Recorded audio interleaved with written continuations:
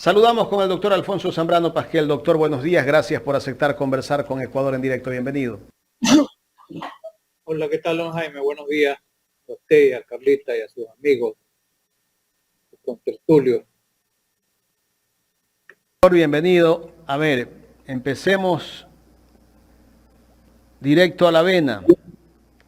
La inseguridad y crimen organizado versus la declaratoria de guerra que está haciendo el presidente Daniel Noboa.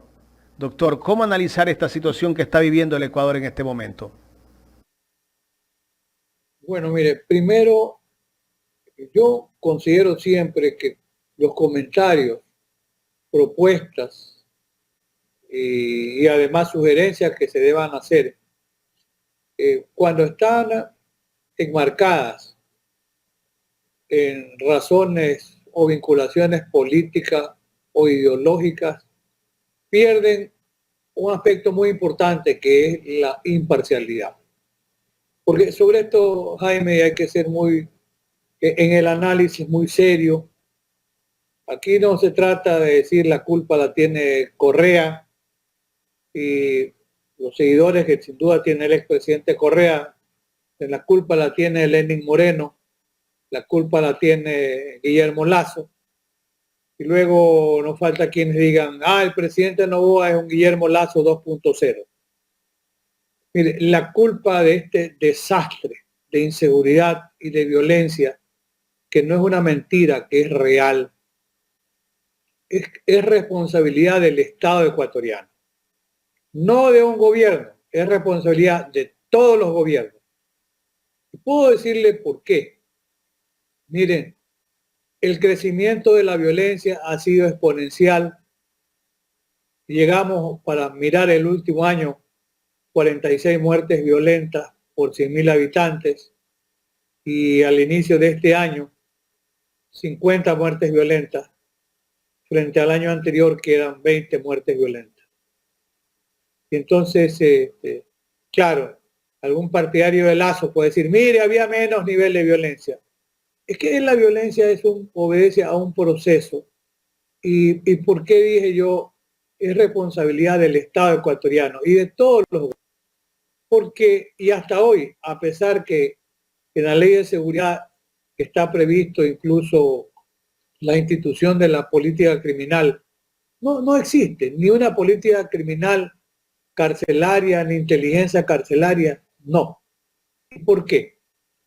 Porque el Estado ecuatoriano como tal nunca se preparó para un proceso que estaba en crecimiento y que explica este detonante de hoy.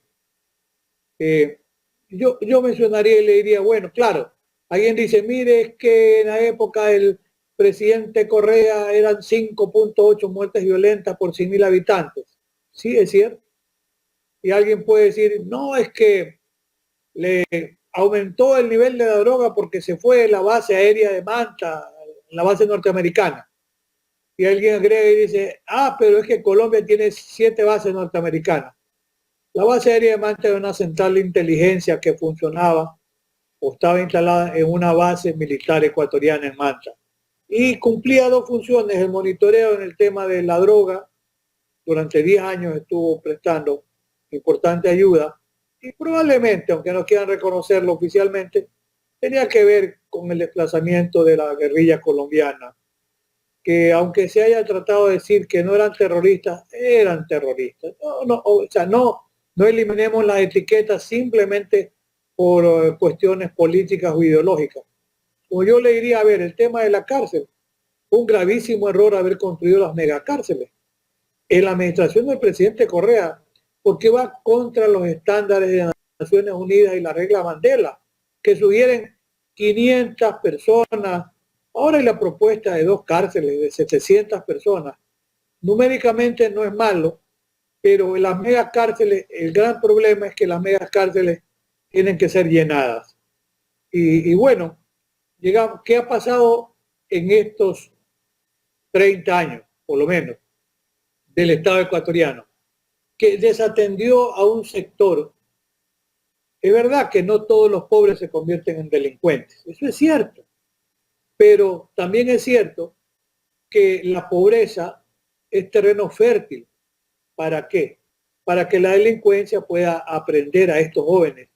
Y es lo que ha venido pasando. Y mire, las lecturas tienen que ser correctas y tienen que ser completas.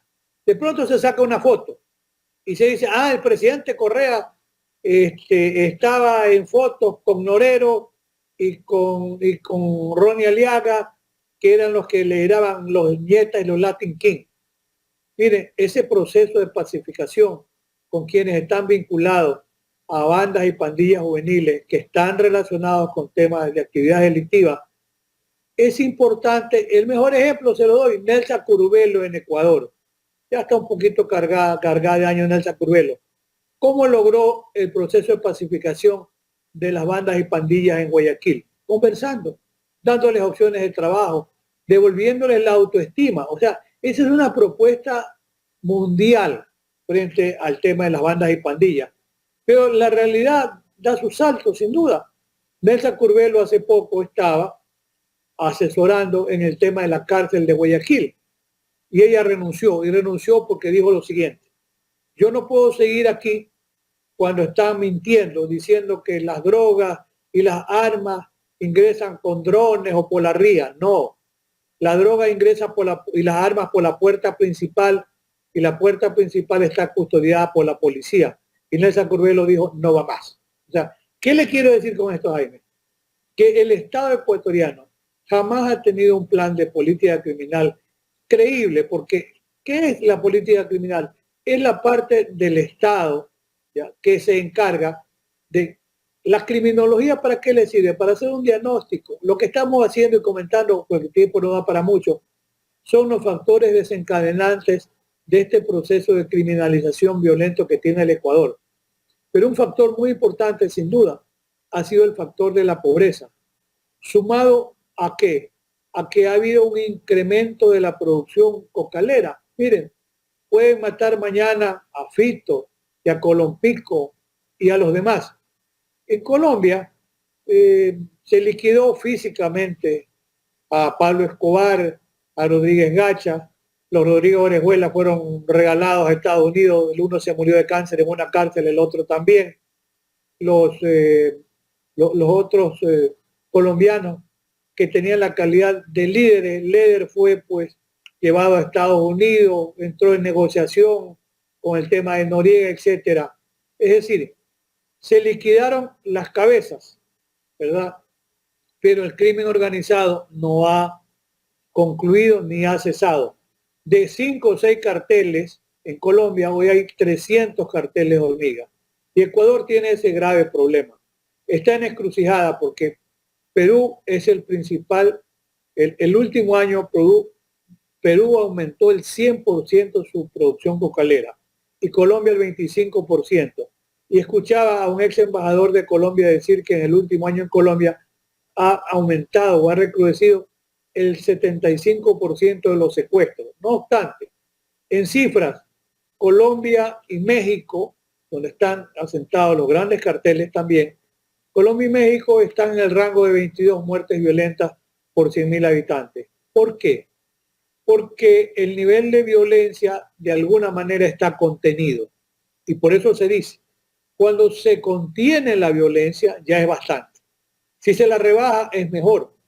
Pero Ecuador, llegamos a una cifra nunca vista de 46 muertes violentas. O sea, mire, aquí no se trata de ser ni anti ni pro correísta, no. Pero ¿por qué llegamos a esas cifras, doctor? Porque el Estado se olvidó, pues. El Estado ecuatoriano se olvidó. ¿Cuándo se olvidó el Estado? Hace 40 años. Ha dejado que siga creciendo y que siga sin tener en cuenta la proyección que se venía. Entonces, a ver, en inversión social. Pero ¿por qué se disparó estas cifras hace 3 años? Porque, a ver, hasta hace 6 o 7 años no veíamos esas cifras. Pero ojo, el sistema carcelario ecuatoriano fue olvidado y se convirtió en la gran fábrica de la delincuencia organizada. En los últimos tiempos, recordemos, fue usted el caso del cubano, le cortaron la cabeza un día a los presos, la patearon, jugaron pelota en la cancha. Después, el capitán Telmo Castro lideró la mafia carcelaria. Lo terminaron asesinando. Y después viene el momento, pongámosle de oro, de JL Zambrano Rasquiña. ¿Ya? Y Rasquiña está ahí. En el 2020, Rasquiña deja la cárcel. Porque en esto hay que tomar en cuenta también que la cantidad de dinero que maneja la delincuencia organizada es enorme, porque se quedan más o menos 200 toneladas por año. Significa que han pasado por Ecuador aproximadamente 2.000 toneladas, 60 millones en Europa, 40 millones, 20 millones en Estados Unidos. Parte del trabajo, entre comillas, es pagado con droga. Entonces, mire, es asesinado Zambrano. 2020, ¿verdad? Sí. 2021, el primer gran levantamiento carcelario cruento, con 70, 80 muertes. Y de ahí no paró. Alrededor de 14 levantamientos carcelarios, no menciono estos últimos que han sido levantamientos carcelarios no violentos, ¿no? Muy poco, creo que un interno, 2 muertos, lamentablemente también un guía. Pero los levantamientos, los 14 anteriores hasta el 2023, llegaron a rajar una cifra de casi 500 muertes violentas. ¿Y dónde estaba el Estado ecuatoriano? Yo sé la respuesta de algún presidente torpe fue: se están matando entre ellos. Señor, la delincuencia organizada se arma dentro de la cárcel y hoy se ha radiado. Sí, eso sí es un Pero cáncer. también hay que decir que casi que le dieron las llaves a los presos para que manejen las cárceles. ¿Cómo entraban las armas? El Estado. El Estado, pues. ¿Por qué? Porque no ha habido control. Por eso sí hay que decir quiénes son los responsables, doctor. Así es. ¿Quién tiene control de frontera? El ejército, pues. El ejército no puede controlar el ingreso de las armas por la frontera con Perú. Y ahora se descubre que hay armas que está produciendo FAME, la fábrica peruana, que están investigando, que produce armas, las vende. ¿Y por qué no se controla las armas, el ingreso de armas y droga? Quien tiene que ver con el control de frontera, básicamente, es el ejército ecuatoriano.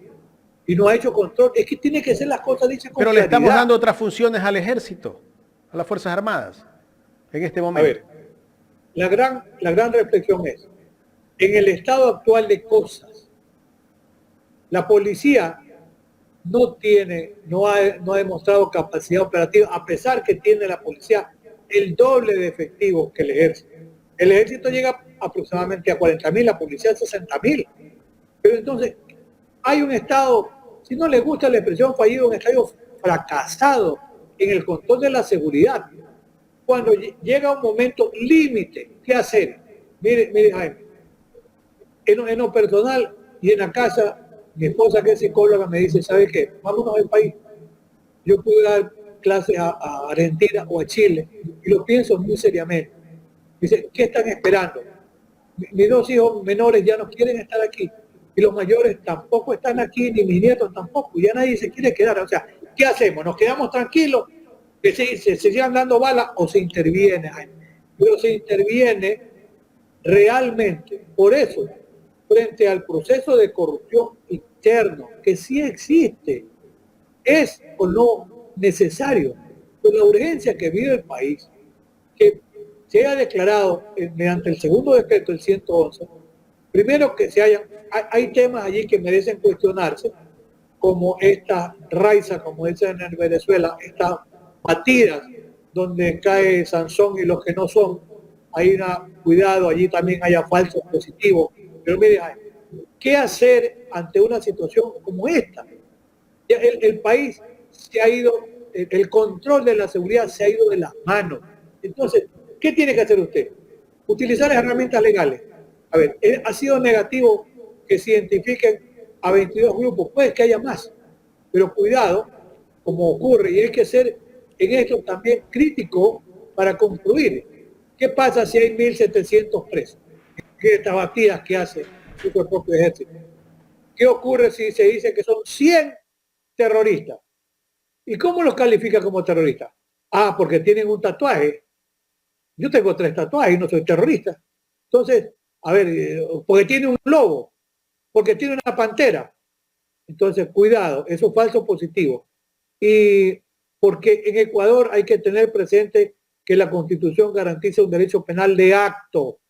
Significa que tiene que ser una persona procesada porque comete un delito, pero por la peligrosidad o por la pertenencia a una organización criminal estamos pasando la valla y se llama derecho penal de autor, que está proscrito. Ahora, si de esos detenidos se les encontró armas, se les encontró explosivos, etcétera, podría ser racional identificarlos con organizaciones narcoterroristas.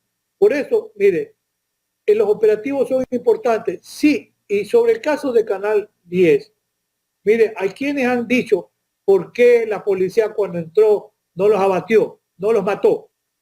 Y hay personas que han razonado diciendo lo siguiente: no hubo un enfrentamiento. Y si usted aprecia las armas, yo creo que ya no tenían las alimentadoras, las habían sacado. Armas sin alimentadoras, armas viejas. Y estos muchachos, la mayoría muy jóvenes, 2 menores de edad, he escuchado decir que muchos de ellos son drogadependientes. Alguien los reclutó. Alguien los reclutó para este operativo donde, ¿qué exigían? No exigían nada. Cuando hay verdaderamente un atentado terrorista, le ponen un collarete con bombas, se llevan a 3, 4 personas, piden un bus, piden $5 millones. No exigieron nada. ¿Qué exigieron? Nada. O sea, fue un mensaje, sí fue un mensaje. La actuación de la policía fue una actuación muy ponderada, no tenía que matar a nadie porque no era necesario, pero cuidado cuando lleguen a la cárcel los van a asesinar para evitar que den información quién los contrató y por qué los contrataron. Ahora, los operativos tienen que ser focalizados, sin duda que sí, Jaime. Y los llamados santuarios, lo ha dicho más de una persona que conoce mucho como el coronel Pazmiño. En Guayaquil hay 20 santuarios identificados, la Prosperina, la Trinitaria, la entrada de la 8, en Durán el Cerro de las Cabras, en Esmeraldas. Bueno, ¿están focalizados o no aquellos santuarios? Bueno, ¿debe o no ingresar allí? Ahora, mire, para combatir el narcoterrorismo, yo he sostenido más de una ocasión que no es necesaria ni una enmienda, ni una consulta popular, ni un decreto ejecutivo. Porque el 158 de la Constitución dice que el Estado tiene que ser protegido en su soberanía por el ejército ecuatoriano. Ahora bien, ya la Corte Interamericana ha dicho en el 2007, en el caso de Zambrano Vélez y otros contra Ecuador, donde fue condenado el Estado ecuatoriano, primero, que son funciones propias del ejército, en este caso ecuatoriano, atender a la seguridad externa o contra un enemigo que no lo tenemos. Pero también dice esa resolución, sentencia de la Corte, dice que excepcionalmente podría intervenir. ¿Y Ecuador vive en un estado de excepcionalidad? Por supuesto. Y hasta hoy yo diría, mire, esos actos de abuso de poder, de maltratar o flagelar, hacer videos, publicitarlos, mofarse y reírse, si son auténticos, ponen en mal predicamento a la policía y a los militares que están actuando. Si son forjados, estamos en la época del fake news, se inventan cualquier cosa también, no lo sé. Eso debe ser autorizado por los oficiales de las Fuerzas Armadas, pues, doctor. Yo no creo que los de tropa hacen esos videos porque les parece a ellos bien hacerlos.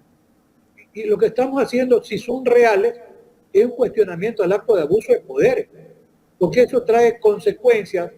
Y ojo, en una declaratoria, el título, convenimos, declaratoria de guerra. La pregunta es, ¿era necesario o no? Yo sostengo que sí. ¿En qué momento? En este momento.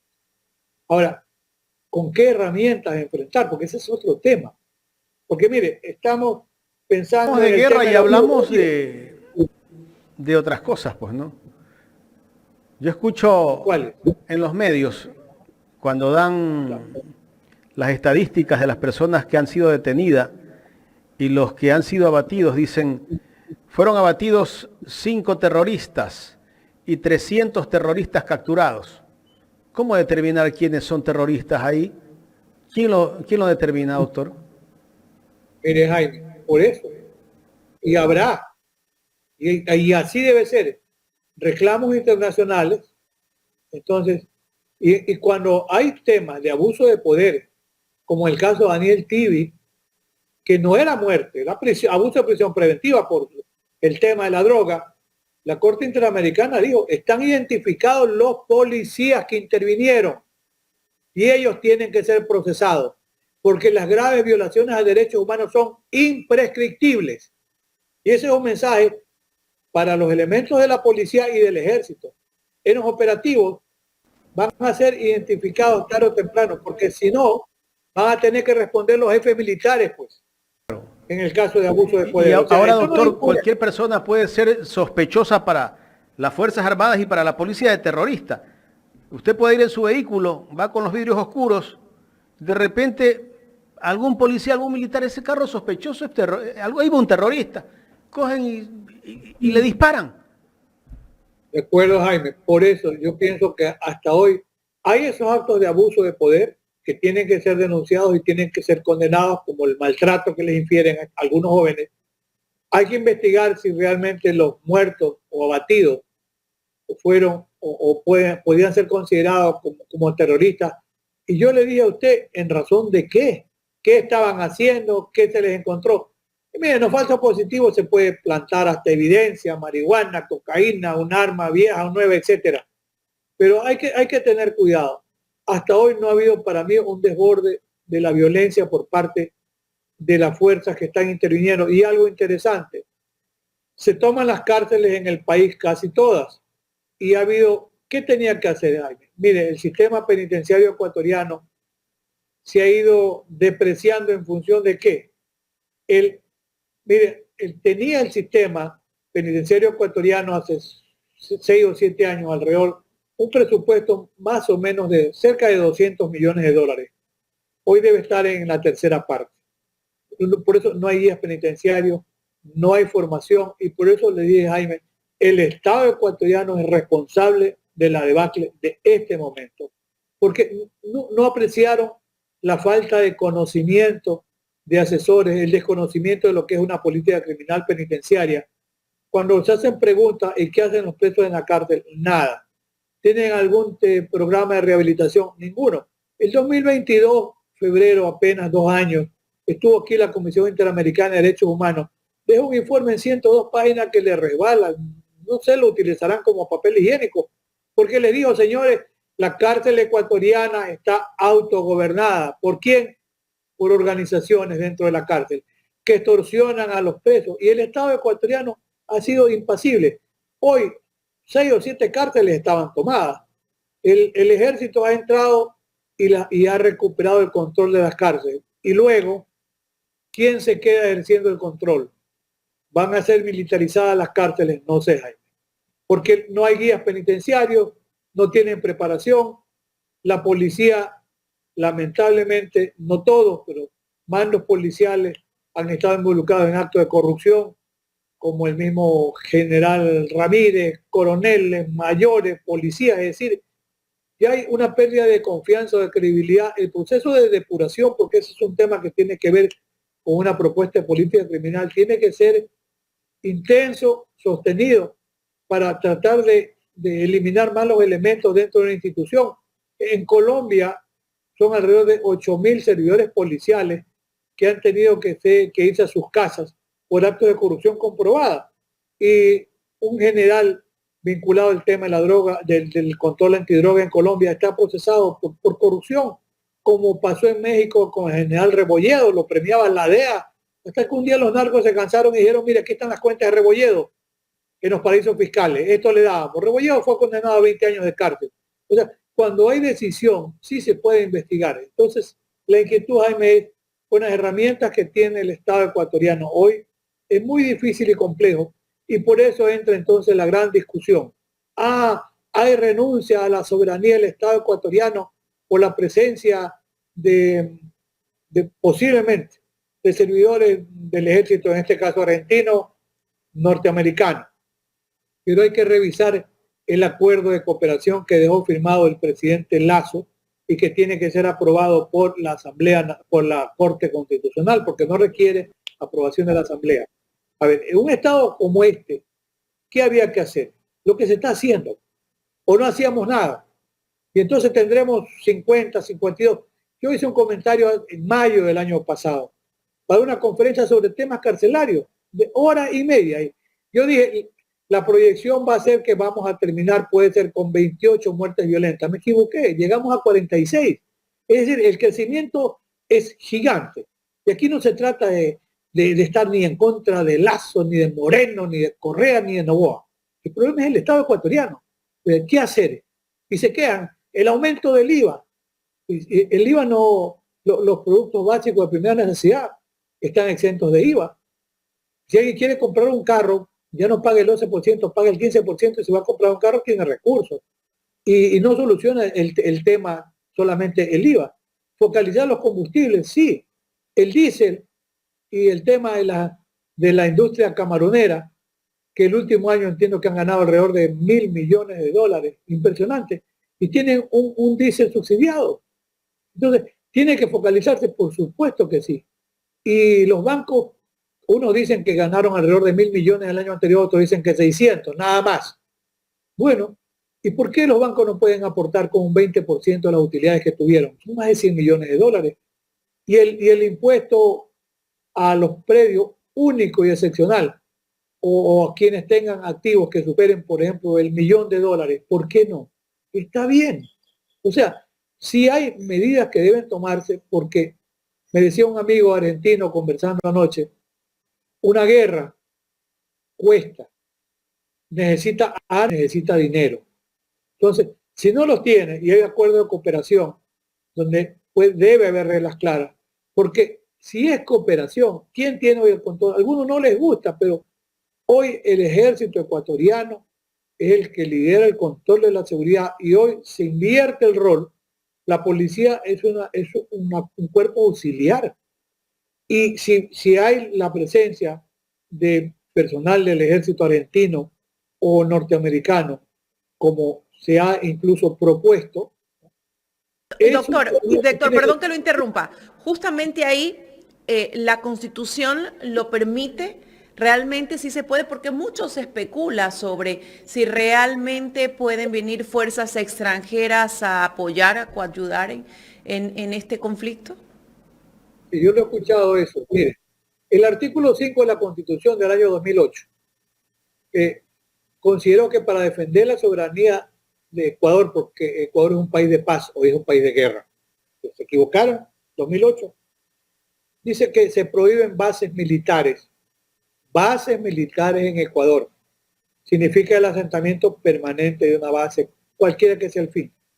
La propuesta del acuerdo de cooperación, que yo lo he revisado, lo he leído, no habla de asentar bases militares.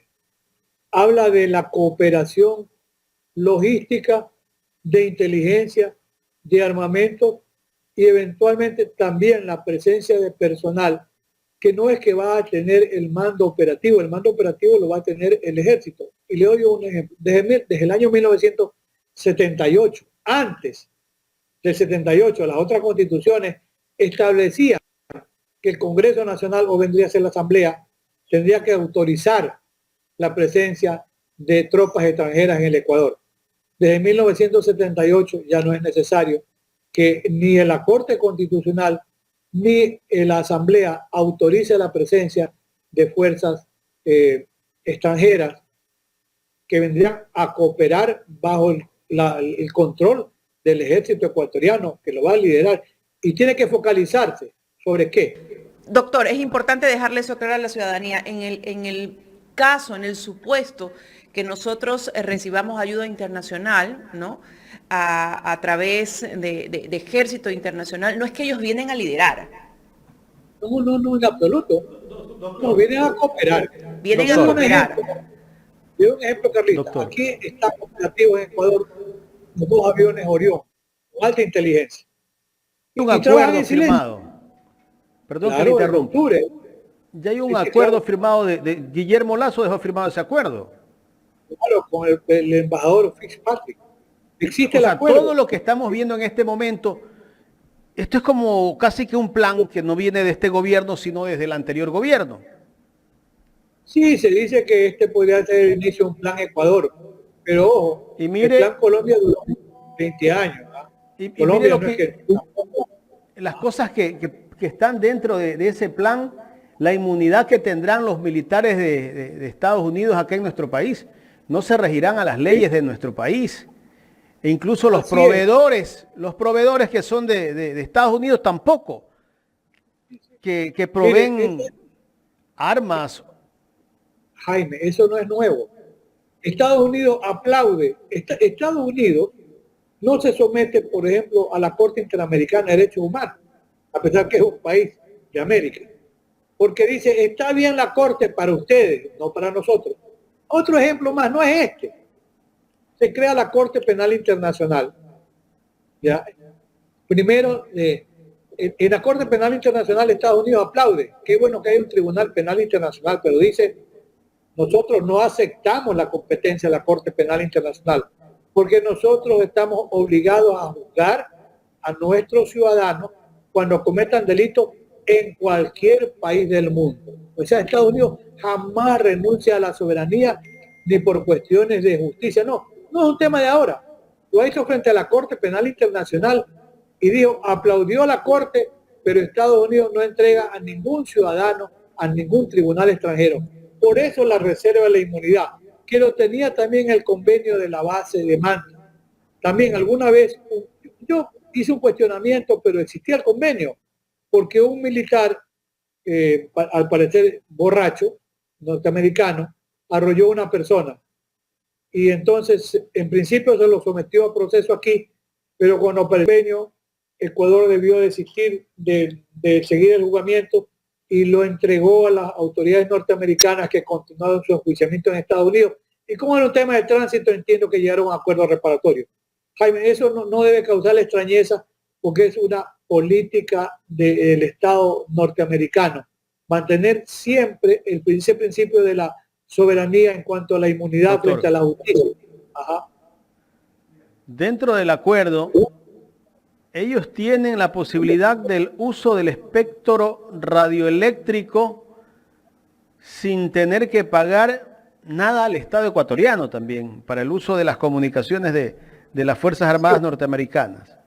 O sea, usted dice ¿por qué? Porque ellos están operando con recursos y eso es un acuerdo de cooperación, es una contraprestación. Y por lo demás, sí, eso entiendo que ha sido mandado a la Corte Constitucional. La Corte Constitucional puede hacer reparo o no. ¿Qué pasa si hace reparo? Estados Unidos puede decirle, mire, como se ha hecho objeciones, yo no me siento satisfecho. Asumamos que la Corte Constitucional dijera, no se les debe aceptar la inmunidad, ¿verdad? Entonces puede decir el Estado norteamericano que jamás ha renunciado a la inmunidad, jamás, nunca.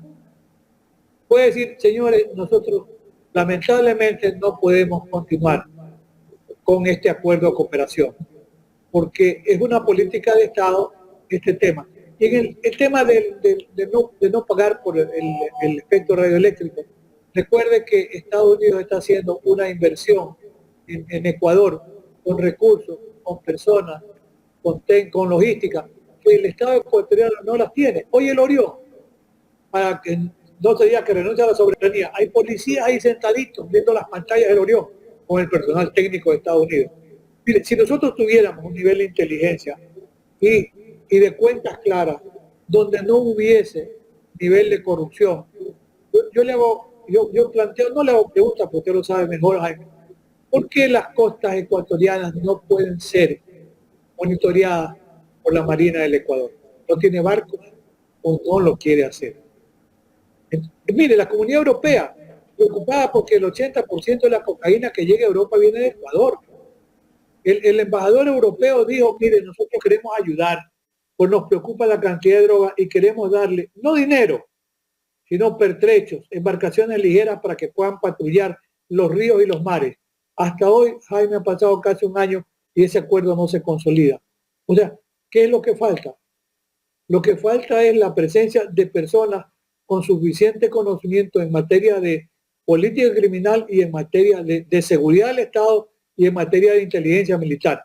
Y sobre esto le digo, hay dos personas que yo les guardo muchísimo afecto vinculadas al actual gobierno. La doctora Mónica Palencia, que fue mi alumna en la Universidad de Católica, y yo la aprecio mucho y es muy capaz. El doctor Leonel Calderón Tello, graduado con honores en la Complutense en Madrid, son personas con alta capacitación, con mucha preparación. Pero ojo, si usted está pensando, y a veces en el diálogo muy privado, yo les he expresado mi inconformidad, mi molestia. Por ejemplo, claro, Jaime, ¿cómo es posible que se fugue Fito y que se fugue en el caso de Pico, ya, Capitán Pico? Usted Fito, sí sabe quién estaba dirigiendo la cárcel, la penitenciaría del Litoral en esos días que se fugó Fito. Era una funcionaria pública 2 a quien habían encargado en esos días. Doctor. ¿quién le encargó? A ver, Jaime, ¿quién le encargó? El responsable es el gobierno. Pues yo me imagino el director del SNAI. O todavía no había director del SNAI. Porque el Doctor, que ¿cómo hay no que va a haber decir, director del SNAI mes y medio después? bueno, si estaba Fausto Cove, tienen que juiciarlo Fausto Cove.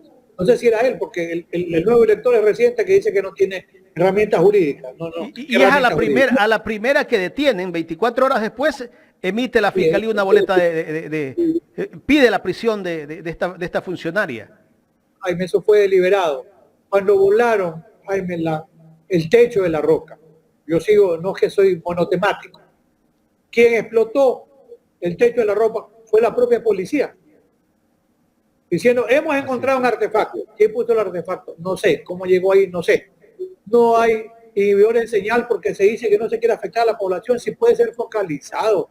Pero que no nos vean la cara de pendejos, Jaime. Y ellos tienen los drones, pues doctor, que con otro dron podrían enganchar a ese dron, pues.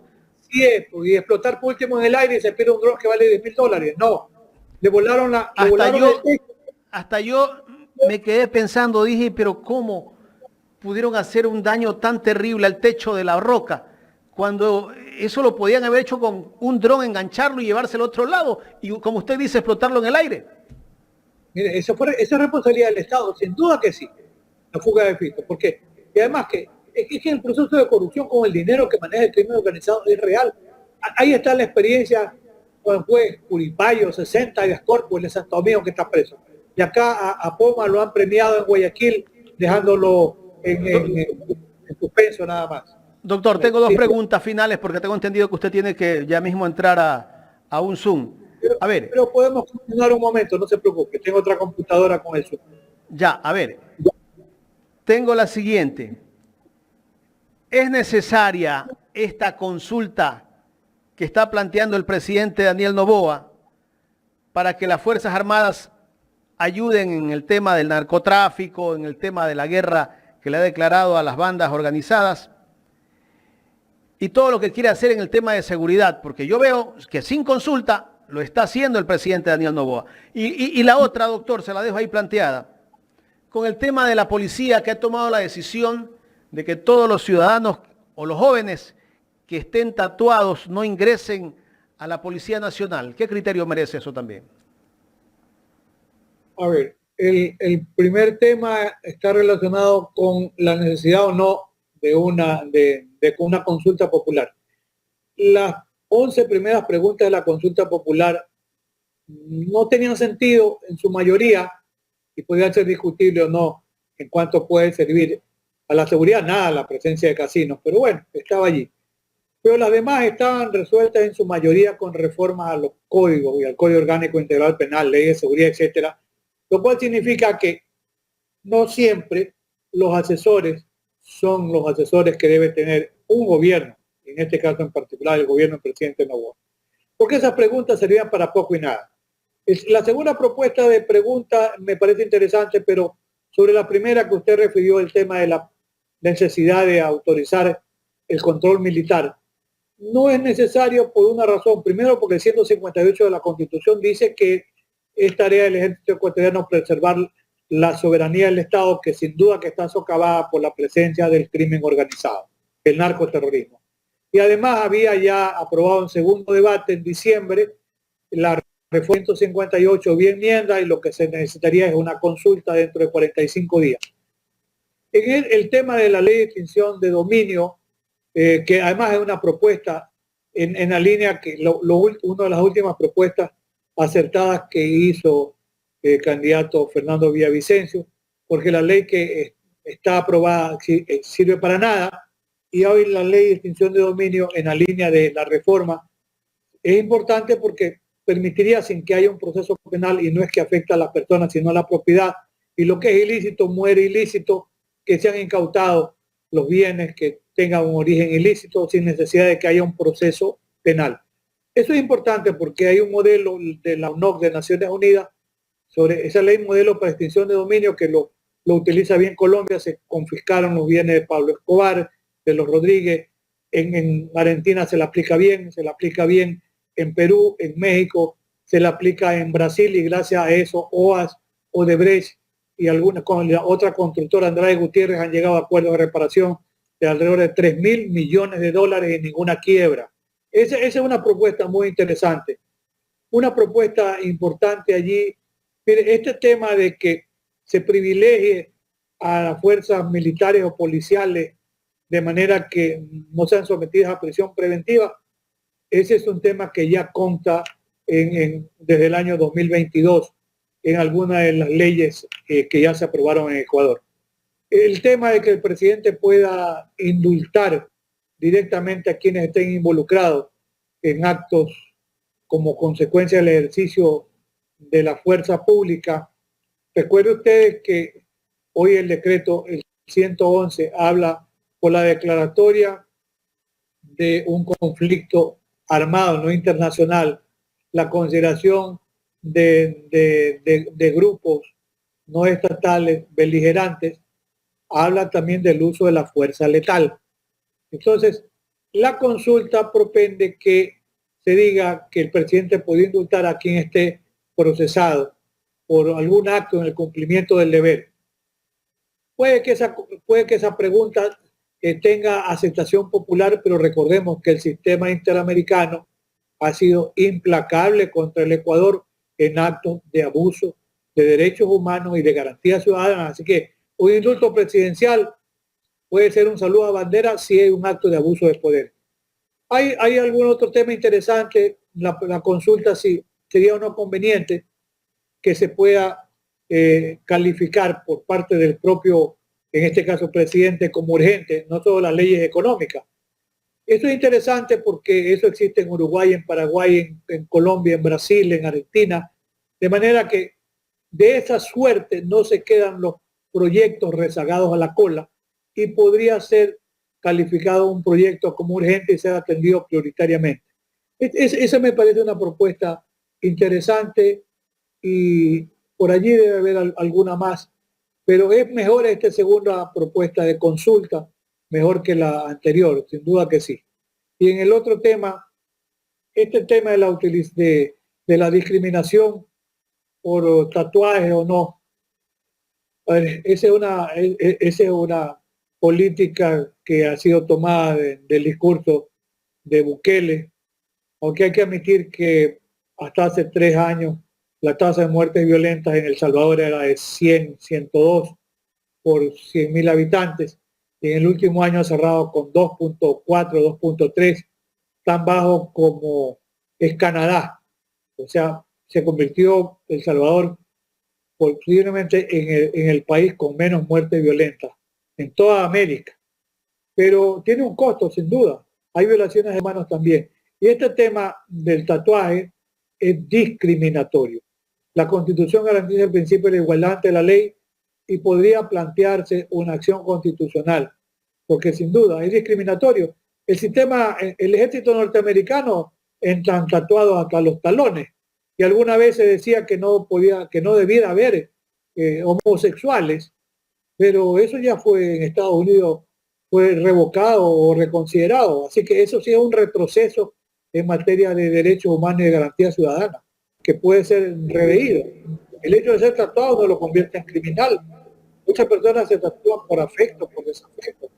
Es verdad que a veces se tatúan en la cárcel para no olvidarse de ciertos sucesos, pero apreciado Jaime, un tatuaje, eso es regresar a ese oprobioso derecho penal de autor. O sea, porque tiene un tatuaje, le niegan el derecho legítimo que tendría a poder acceder a prestar un servicio policial, que está deteriorado sin duda. Ahí tiene que haber una depuración intensa. Hay un tema que se ha olvidado, Jaime, no usted, sino el gobierno sí es incluso. ¿Por qué no la presencia de la seguridad privada. La seguridad privada tiene más efectivos que la propia policía, son más de 120.000 o 140.000, de los cuales algunos tienen preparación militar y hay compañías de seguridad que tienen armamento de buena calidad. Podría o no pensarse en ese personal calificado, que puede ser 20.000, 30.000 podrían ser, que sí están calificados, han sido licenciados del ejército para que ayuden, porque el tema de las policías municipales es más complejo porque no tienen preparación militar. Entonces, darle armas, si reciben entrenamiento básico, ¿verdad? Porque ¿qué hace con un chiquete? Hace nada. Frente a una contingencia no puede actuar. Podría también las policías metropolitanas en el Ecuador, tener una opción, ser preparadas de manera rápida para poder recibir adiestramiento y poder también repeler, porque es una realidad. ¿Metropolitanos tengan armas? ¿Perdón? Que los metropolitanos usen armas. Así es. Puede haber lo que se llama un uso racional de la fuerza. Sin duda que sí hay. O sea, hay muchas cosas Guayaquil, que se pueden... Aquí en Guayaquil son muchísimos metropolitanos y tranquilamente yo creo que ese personal podría aportar para la seguridad ciudadana. Claro, y la seguridad en la ciudad, en los centros comerciales, etcétera. Ahora, es verdad, es disuasiva la presencia de efectivo, pero a veces entran en paseo relámpago por un mall, salen y se van, ¿verdad? Doctor, y otros, los vigilantes de tránsito también podrían tener un arma para disuadir, aunque sea a los delincuentes. Mire, en una época anterior, la policía de tránsito, que dependía en su momento de la Policía Nacional, estaba armada. Y la propia Comisión de Tránsito del Guayas tenían un armamento de buena calidad. Usaban armas. Yo sí recuerdo. Yo recuerdo porque he tenido buenos amigos. Pues se la desarmó innecesariamente. Tome la prueba de confianza, que no sea tixómano, drogadicto, lo que usted quiera. Pero eso es un personal también muy importante que puede cooperar en esta propuesta de seguridad ciudadana. O sea, y ellos necesitan armas, al menos ellos que trabajan en carreteras ahora, donde está un alto riesgo de que ellos también puedan ser agredidos. No solo eso, si no tienen armas, ¿cómo hacen presencia? Porque en las madrugadas siguen asaltando a los camiones en las carreteras. Ya en convoy tienen que contratar seguridad privada y hay un segmento, Jaime, que no se toma en consideración. La cantidad de personas que le prestan servicios de seguridad ilegal a mineros formales y a mineros ilegales. Hay personal armado en las minas, y personal armado en las minas que no tiene control ese armamento. Y es un armamento que ingresa, le he escuchado decir a algún minero, es un armamento que es comprado en el Perú, para esa guardia privada que ya tiene mineros en el Ecuador. Y cuando conversaba con uno le dije, tenga cuidado, porque en Colombia por la seguridad empezaron a armarse grupos como los paramilitares de Castaño, que terminaron convertidos en narcotraficantes. Y le digo, usted le está dando armas a esta personal de seguridad. Y me dijo uno, que él había contratado a personas, dijo él, que estaban vinculados a los choneros, que le cobraban $20.000 mensuales por la seguridad, y le compró las armas en el Perú. Yo le dije, es un riesgo, porque mañana pueden secuestrarle un hijo a su mujer y cuesta más la mecha que el candil. Tenga cuidado, porque esos grupos se pueden convertir en grupos paramilitares gracias al armamento que la minería les está proporcionando, que ese es otro tema también que tiene que ver con la seguridad. Es una gran verdad, doctor. Y yo creo que también el Estado debería de tratar de incautar tantas armas que hay. ¿Cómo entraron esas armas, no, doctor? Se dice que hay alrededor de 40.000 armas decomisadas, de las cuales yo calculo que 15.000 o 20.000 pueden servir, porque son armas de largo alcance, etcétera. Claro, las armas ingresan básicamente por Perú, pero además, y eso es interesante, así que me imagino que con mucho mérito se ha nombrado al director de seguridad, a la inteligencia, no sé qué están haciendo, en verdad, pero el tema del control de las aduanas, mire, las puertos como el de Guayaquil, el puerto de Manta tiene un problema. Él tiene la principal flota pesquera del Pacífico. Y al ser así, cantidad de embarcaciones que se convierten muchas lanchas en gasolineras flotantes, porque ganan más con eso, llevando la gasolina a alta mar. Y ese es un control que lo hace muy limitadamente la Marina, que tiene que tener, porque Manta es la principal flota pesquera del Pacífico Sur. Entonces, la cantidad de embarcaciones, lo que pueden ganar, la salida de droga por Manta, por lancha, por Santa Rosa, por Anconcito, por Chanduy, en la provincia de Santa Elena, y no hay control de la Marina. O sea, en realidad el control es ineficiente y eso explica parte el crecimiento exponencial de este nivel de violencia y de criminalidad. Pero mire, Jaime, el tema del puerto de Guayaquil. El puerto de Guayaquil es la puerta giratoria para el ingreso de armas también. Ingresan armas en vehículos, ingresan armas en motos de agua, y también sale la cocaína por el puerto de Guayaquil. Sí, a algunos no les gusta controlar el puerto, doctor. ¿Perdón? ¿Quién es el encargado de controlar los puertos? ¿Quién? El Estado ecuatoriano. El Estado ecuatoriano tendrá que tener una inteligencia aeroportuaria que no la tiene, o es interés no tenerla. Cuidado, porque ponen a una persona, debe ser brillante, ¿no? No sé con cuánto PhD, pero que ya no hay droga, no sigue saliendo, ya no hay alarma, no hay escándalo. ¿Por qué algunas empresas multinacionales están yendo del puerto de Guayaquil y prefieren Osora? Por la inseguridad que tiene Guayaquil. Porque le contaminan la carga y después hay problemas en Europa cuando llega cocaína y no hay control en el puerto de Guayaquil. Se dijo que se lo iba a militarizar. Yo creo que no está militarizado. Eso lo dijo el actual gobierno. El anterior dijo que iba a escanearse toda la carga y no se lo hace. ¿Están los escáneres o no? Jaime, ¿se está quemando toda la droga que se incauta o es basura la que se incauta? Escal, arena, no sabemos. O se la está revendiendo o se la está devolviendo.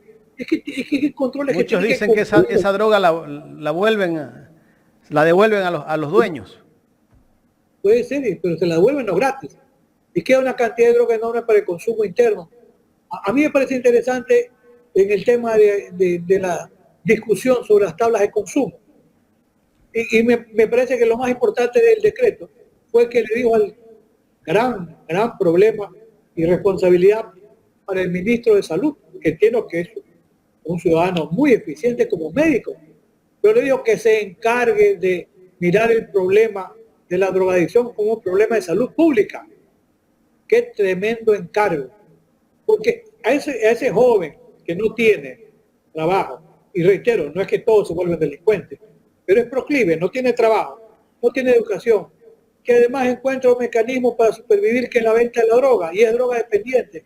Mientras, Jaime, el Estado ecuatoriano, y no digo el gobierno del presidente Novoa, el Estado ecuatoriano como tal, no apunte a trabajar en esa base social que ha sido olvidada por el Estado, no va a bajar el nivel de violencia y de delincuencia. No es tampoco un proceso de corto tiempo, no, pero hay que empezar, pues ahí. Hay que empezar con la idea de que debe sembrarse para poder cosechar buenos frutos. Si no se atiende ese sector, el Ecuador tiene una población muy joven, ¿verdad? No sé cuántos millones son de jóvenes en el Ecuador, pero yo creo que son más los jóvenes que los viejos. Y de esos jóvenes, ¿cuántos jóvenes tienen posibilidad de empleo, de trabajo, de una remuneración mínima? A mí me parece que el trabajo por horas es importante, que es una propuesta de consulta. ¿Por qué? Porque el que no puede darle trabajo por 8 horas, le da por 4, le da por 6. Y ese joven puede trabajar medio tiempo y puede estudiar. Entonces, sí hay cosas que se pueden hacer. Hay que ver el tema de la seguridad social. Sin duda, y hay que darle la seguridad social, por supuesto que sí. Y ese joven tiene que tener posibilidades reales de supervivencia, porque hoy ese joven, penosamente, en la falta de la delincuencia, se convirtió en un mecanismo de supervivencia de la familia y de otras familias. Entonces, mientras el Estado no atienda a este constructo social deteriorado, difícilmente vamos a avanzar. Doctor, el Estado actual está pensando solamente en combatir los problemas, pero no las causas. Si no combates las causas, difícilmente vas a tener otra sociedad en este país. A mí me parece por eso oportuno, porque eso se estudia en criminología. Factores desencadenantes y la política criminal le dice respuesta. ¿Qué hacer? Ya tiene el problema. Bueno, eso hay que preguntarle al gobierno, al presidente, señor presidente, cuál es el proyecto de la inversión en el ámbito social, cómo va a ser focalizada, ¿verdad? Es decir, tiene que haber un plan de política social que el gobierno no lo tiene. Claro, hoy inmerso en el tema de la guerra. Sí, señor, pero mientras no atienda al segmento social, olvidado por el Estado ecuatoriano, no por este ni por el anterior, por el Estado ecuatoriano hace 40 años se ha llegado a producir este momento terrible para el país. Lo que el Ecuador Doctor, tiene que salir. Doctor, pero ¿cómo dentro, discúlpeme esta pregunta, por qué dentro del gobierno, o los dos gobiernos que tuvo el expresidente Correa, pudo bajarse la tasa de homicidio? Se redujo casi al 5%. ¿Por qué?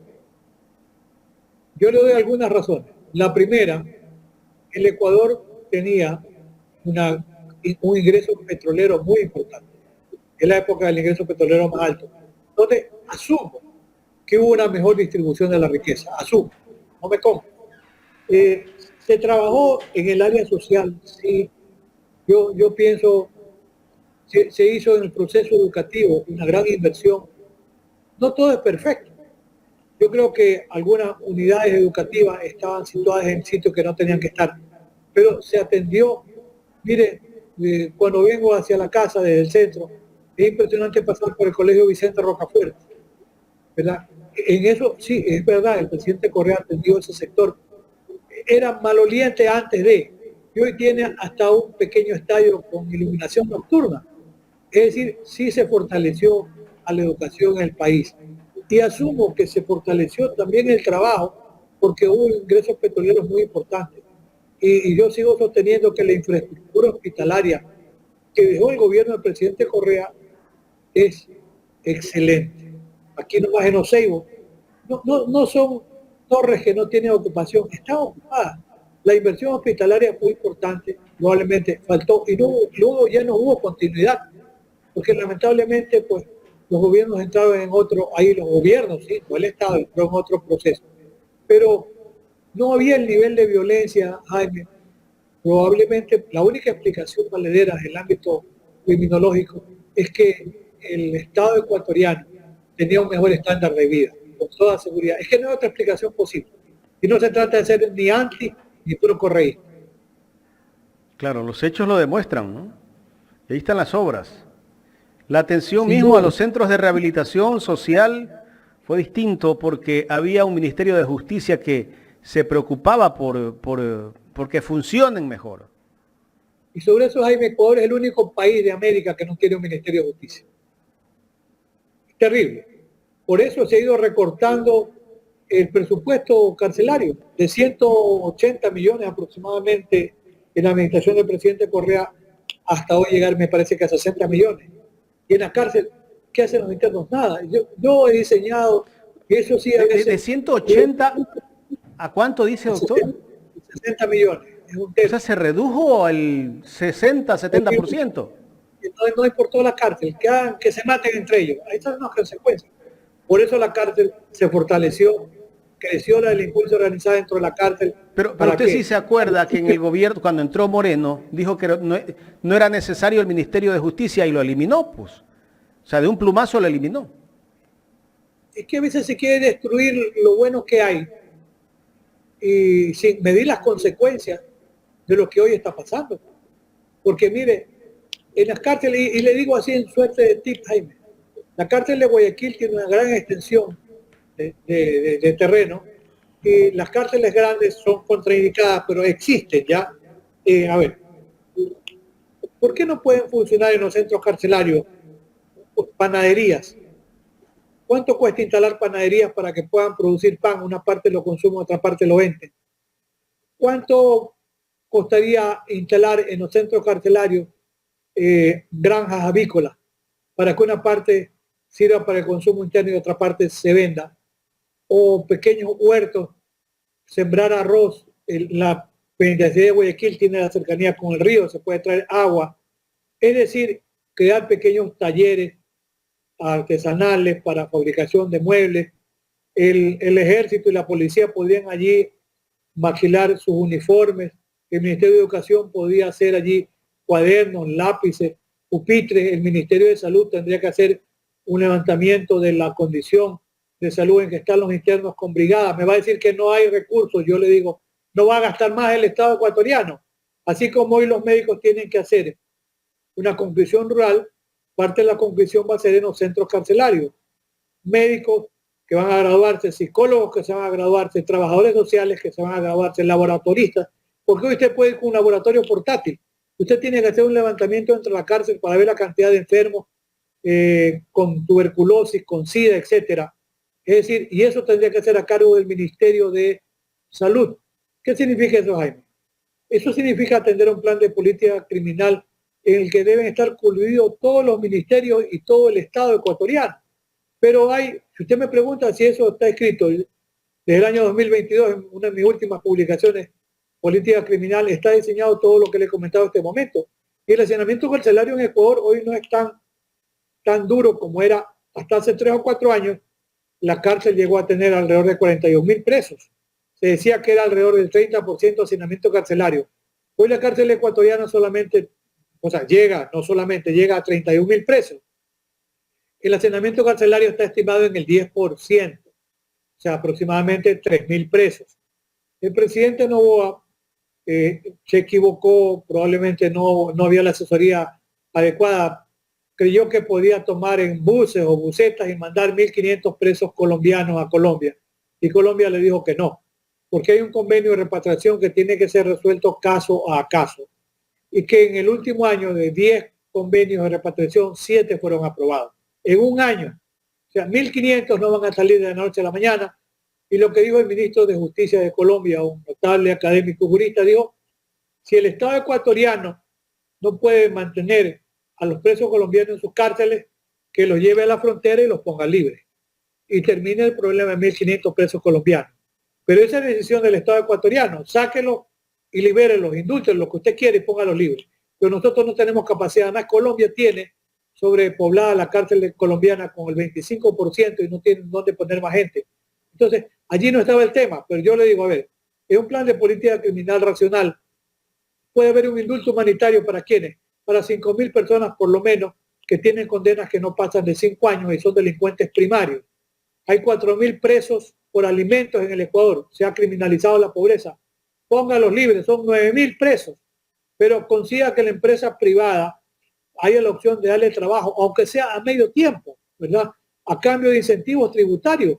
Con eso ha bajado 9.000 presos en la cárcel ecuatoriana y ya no tiene la sobrepoblación que hoy es apenas del 10%. O sea, hay cosas que se pueden hacer, Jaime, pero mientras no se tome el control de las cárceles, no se entre en un proceso de pacificación, sacar las armas de la cárcel, poner inhibidores de señales, ponerle teléfonos monederos y los líderes. La Roca tiene capacidad para 150 personas. Ya no está ni Fito ni Colón Pico. Habrá otros que deben estar identificados, sí. Pónganlos en la cárcel de La Roca, pues. Entonces, si hay cómo diseñar un plan de inteligencia penitenciaria, pero para eso tiene que tener personas que puedan opinar con algún conocimiento, Jaime. Si no, la lucha está perdida. Entonces seguirán, ya no habrá otro Fito, habrá otro Fito. Y habrá otro Colón Pico. Antes de despedirme, quiero ponerle un video a rodar y quiero su opinión después de que vea el video. Se trata de Milei. De hecho, si yo tuviera que elegir entre el Estado y la mafia, me quedo con la mafia. Porque la mafia tiene códigos, la mafia cumple, la mafia no miente y sobre todas las cosas, la mafia compite. En cambio, el Estado no admite competencia, quiere el monopolio de la fuerza, quiere el monopolio de la emisión monetaria, quiere el monopolio, digamos, y son todas cosas que a la postre nos generan mucho daño. ¿Qué criterio merece? A ver, mire, yo converso con académicos argentinos. Ellos están muy preocupados por la presencia de Milei.